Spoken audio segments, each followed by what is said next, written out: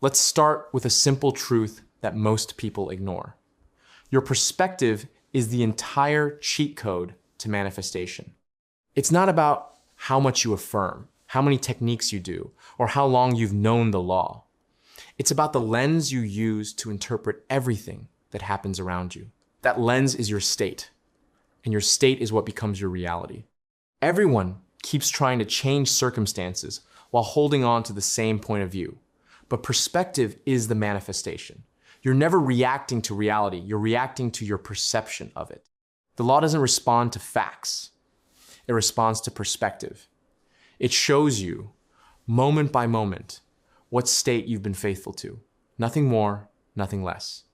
You say, I know the law, I know it's all me, but, and that but gives everything away.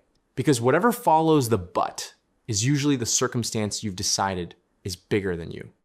And once you've given that circumstance emotional authority, you've already chosen the next state you're going to live from. Imagine two people experiencing the same thing, let's say silence from their specific person.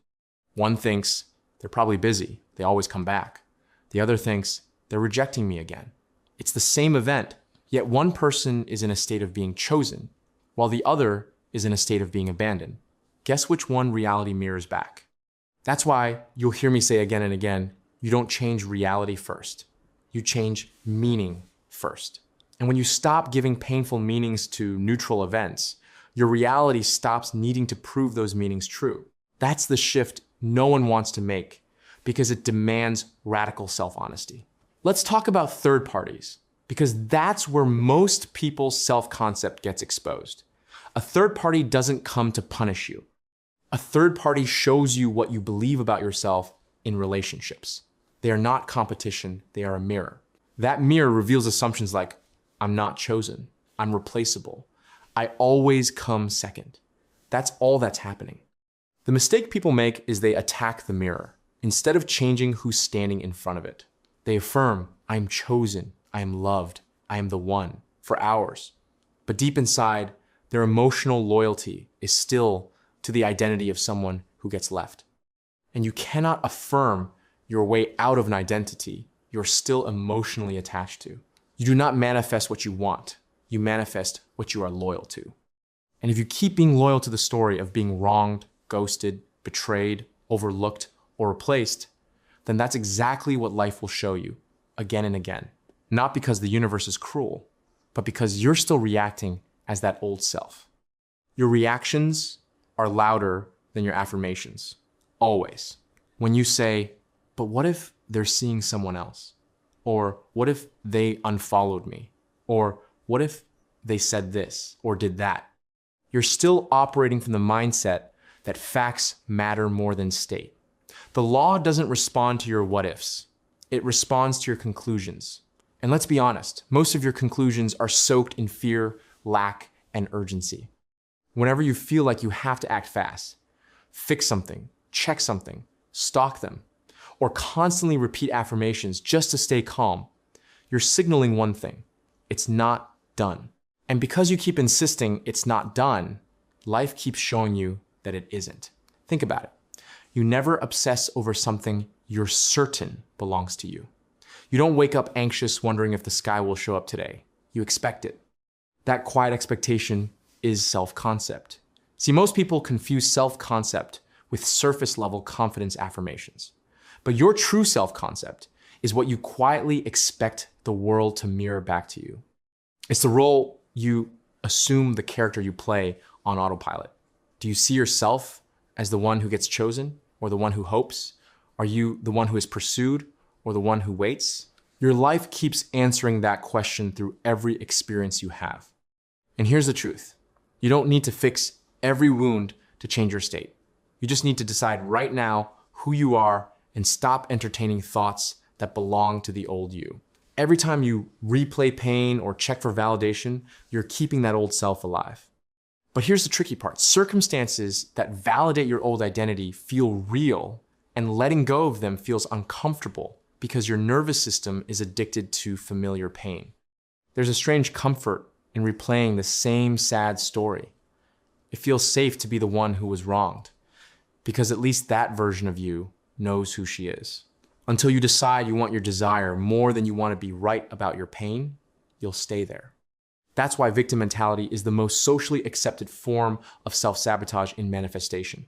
It hides behind realism or emotionally processing or that classic sentence, I know the law, but every but declares what you're loyal to, helplessness.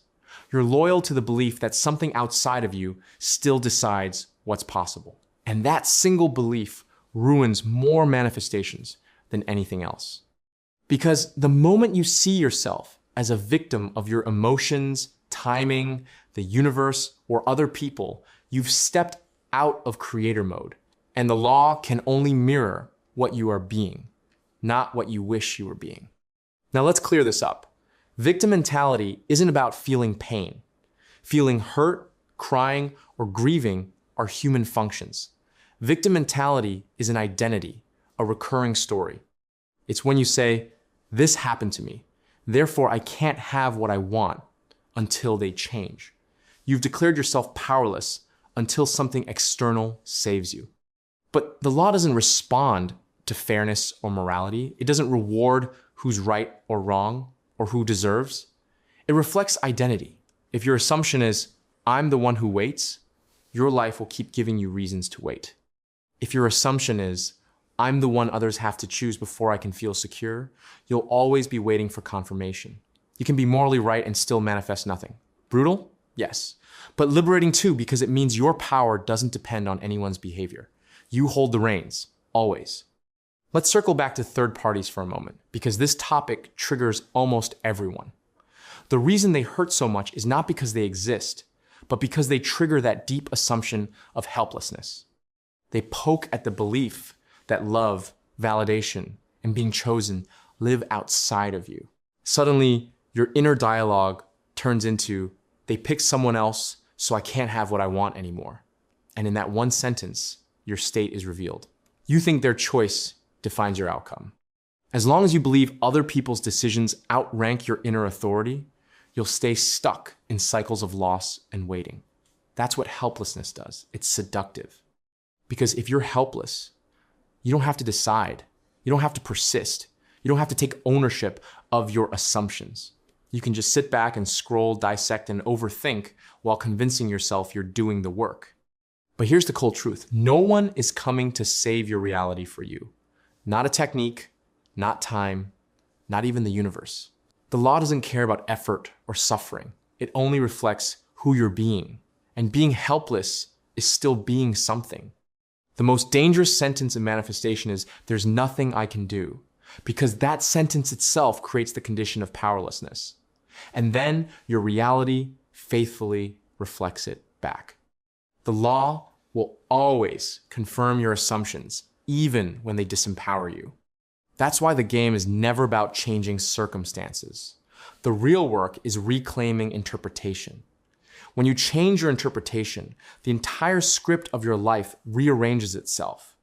So right now, I want you to stop and ask, who would I be if I stopped assuming love lives outside of me? Who would I be if I decided that my inner conclusion, not their actions, writes the story? You'd stop reacting. You'd stop chasing validation. You'd start assuming from power. Everything outside of you is responding to your inner posture, not your prayers, not your pain, but your perspective. Perspective is just identity, wearing a coat. That's why when your perspective shifts from, I hope they choose me, to I am the one people choose, your world reorganizes itself to fit. Suddenly, texts come, people change, timing rearranges because you change the only variable that matters. Manifestation is not about fighting the 3D or pretending circumstances don't exist. It's about understanding that you're the one assigning their meaning. Circumstances aren't evidence of truth, they're evidence of state. They only feel final because you've emotionally crowned them as final. Stop giving temporary shadows authority over your story. The moment you stop arguing for your limitations, life has no choice but to show you new evidence. You were never manifesting love out there. You were projecting your self-concept. You either broadcast, I am chosen, or I am waiting. You either embody, I am secure, or I am trying to become secure. Look around for a moment. Who's stopping you? No one. There's no one else in the room deciding your fate. It's you versus you. It always has been. That's why perspective really is the cheat code everyone ignores, because it's simple. Too simple for the mind that wants complications, timelines, and proof. But all along, the proof was never external. It was always the mirror of your identity. I hope this helped you. I will meet you with another video soon. Happy manifesting.